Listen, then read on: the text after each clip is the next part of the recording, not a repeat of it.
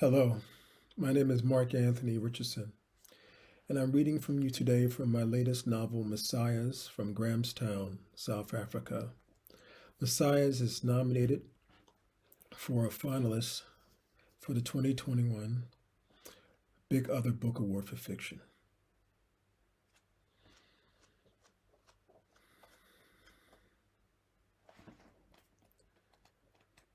February has come and the cold hurts now. The skies have lost their blue and have cast a gray stillness instead.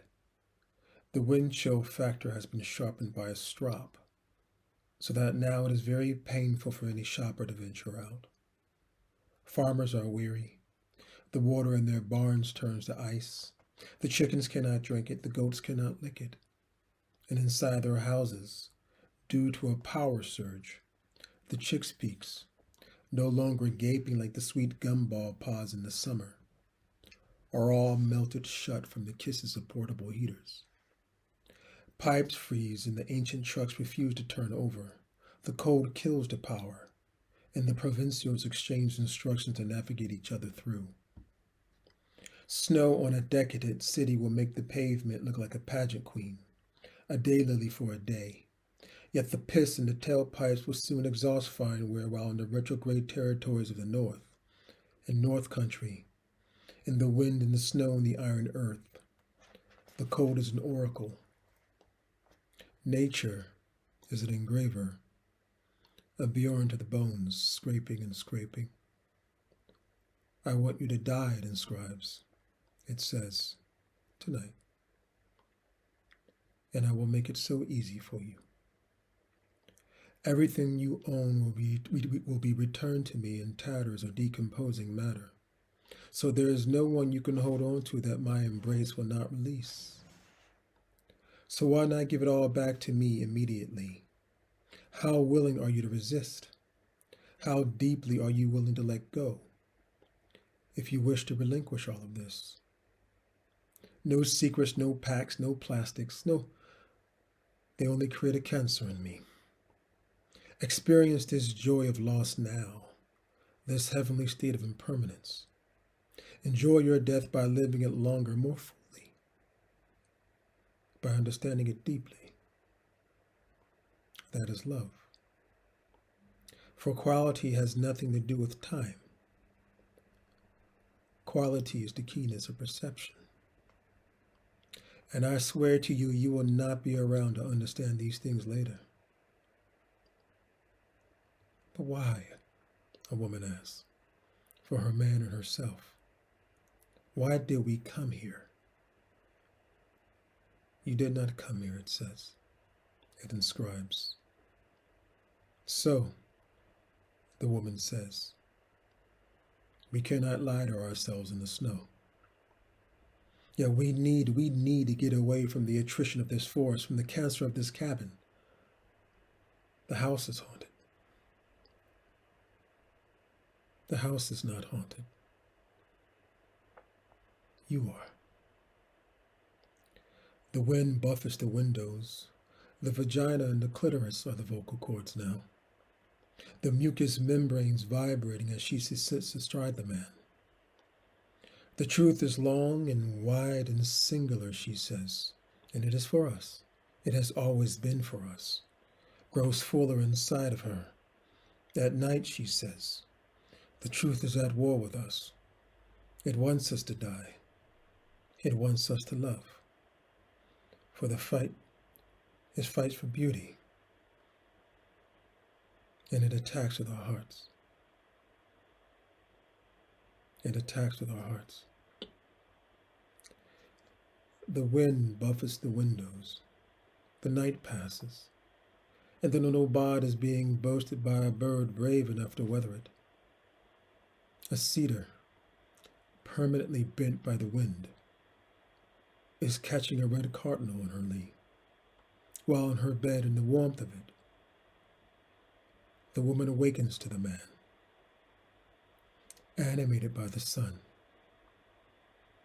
His hand is over her breasts as she smells the bad breath of his dream, and soon his tongue is circling over the fine braille around her nipple. Her fingernails sink into his bushel of hair, raw black cotton, shot with shocks of white, as he sucks the phantom milk. As his other hand glides over her warm abdomen and straight jet black patch it into the quick, and soon the woman is doomed.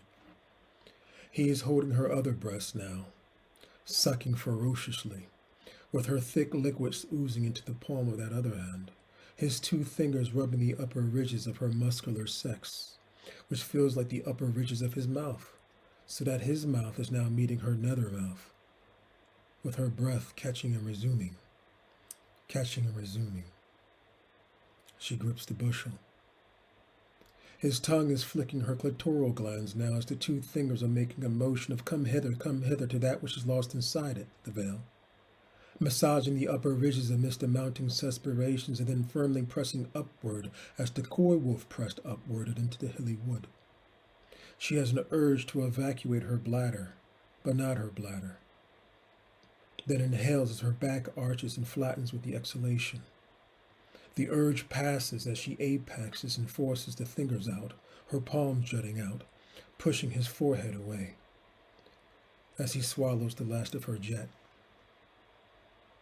Afterward, slightly spasmodically, she lies, with her legs akimbo and her arms stretched out between her thighs, as if frozen in a thrust, eyes shut. Your skin is a maze, he says, after a while. Propped up on an elbow, he is scanning the recumbent nakedness of her nearly hairless body, her arms now relaxed. I see a maze in you, a route. I see a labyrinthian route. It is circuitous and is sinking down into your flesh like a compression mold, my love. Your body, your whole body is covered by it. Your forehead, your face, my God, don't you ever go. I love you.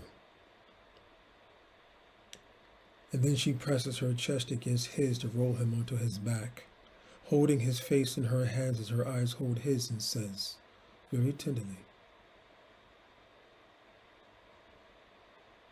what are we to pull away with?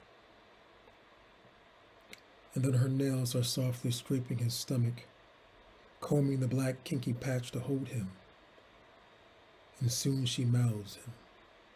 His dream returns to him. He is fully formed in front of a monstrous tree.